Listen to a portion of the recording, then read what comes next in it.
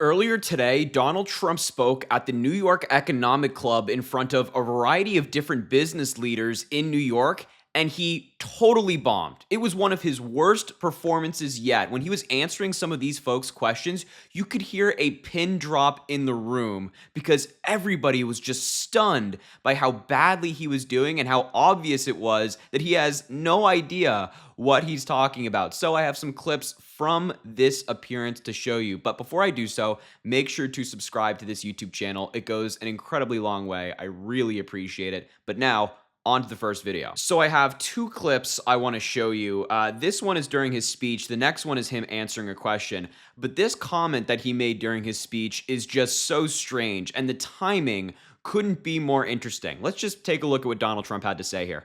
And the Arab nations, and we're very honored to have some of my friends here with us today from that part of the world, but they're working very hard despite being here that I not be your president. They don't like me. Meanwhile, Kamala Harris can't bring down the price of anything because her energy policies are driving up the cost of everything. Everything is up, way up. Starting on day one, Harris and Biden opened up the Russian... Okay. What? So he points out to folks who are here from the Middle East, the Arab part of the world, and he shouts them out saying they're my friends, but they're also trying to interfere in the election to stop me. Now, while countries like Iran have actively interfered in U.S. elections, they've interfered against mainly Democratic candidates. Right? So in recent years, they've mainly gone after Democrats like Joe Biden and Hillary Clinton. And the reason I say the timing of this statement is interesting is because just yesterday, two RT employees were indicted by the Department of Justice for covertly funding and directing U.S. company that published thousands of videos in furtherance of Russian interests. And this company that got this money from RT employees, which is a state media outlet in Russia, was a Republican company with Republican content creators, some of them here on YouTube. They were given money. The creators didn't know, according to the indictment. They were given money to push Russian talking points to sow division in the United States of America and help Donald Trump. This is via the indictment from the Department of Justice. We have an affidavit. We have the indictment. We have hundreds of pages of evidence against these two individuals in this case. But Republican creators were being funded by the Russian government to push their talking points to help Donald Trump. So you're telling me that Donald Trump wants to talk about foreign countries interfering in the election? And by the way, let's be clear here.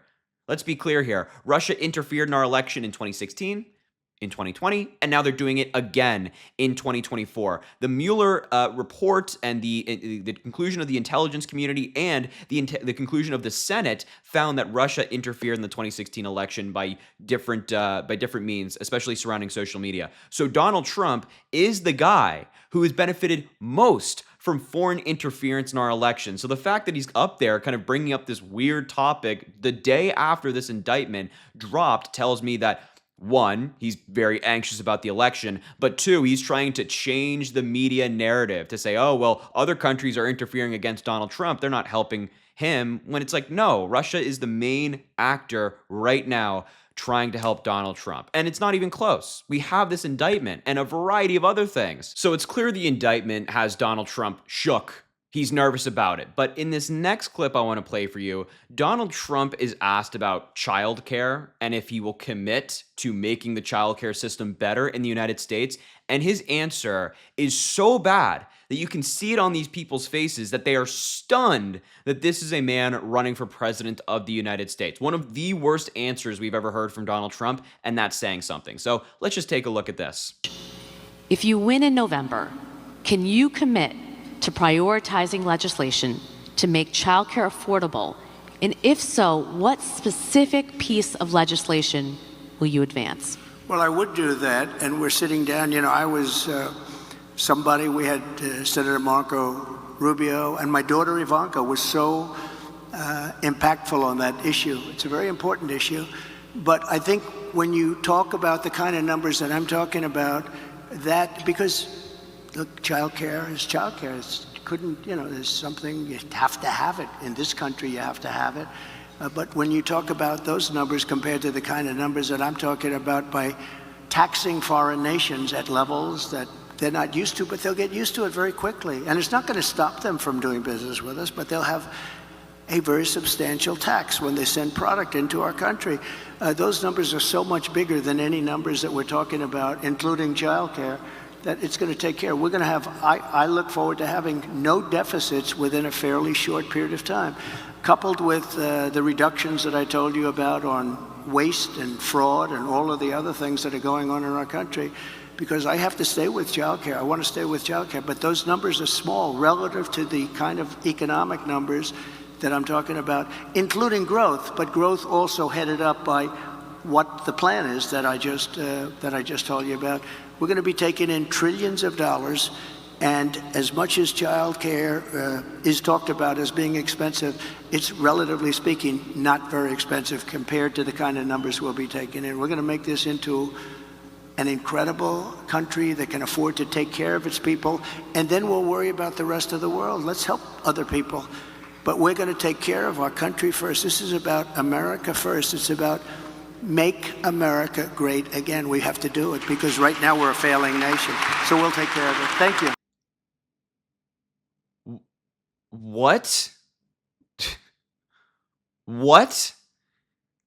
The person there asked Donald Trump to name a specific piece of legislation that if he were elected president, he would try to advance in Congress. And she asked specifically what he would do about childcare. He didn't answer her question at all. Matter of fact, he didn't say anything right there. He said nothing. He, for 2 minutes straight, ranted about nothing.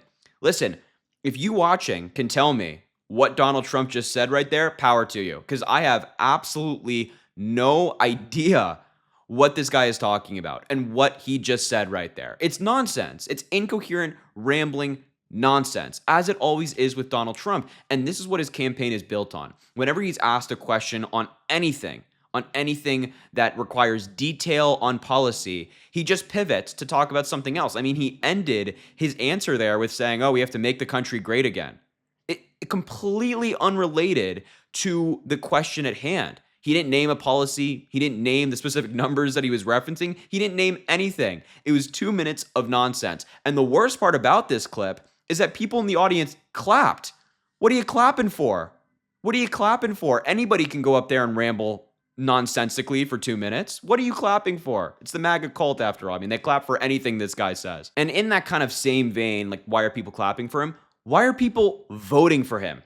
If this is the Republican nominee for president and he can't answer a question straight on any issue, then he is clearly unfit to be president of the United States. This is what Donald Trump does. Anytime he's asked a question on any policy, on any specific, on any issue, he pivots to something else and just rambles. This is why this upcoming presidential debate between him and Kamala Harris is going to go so poorly for him.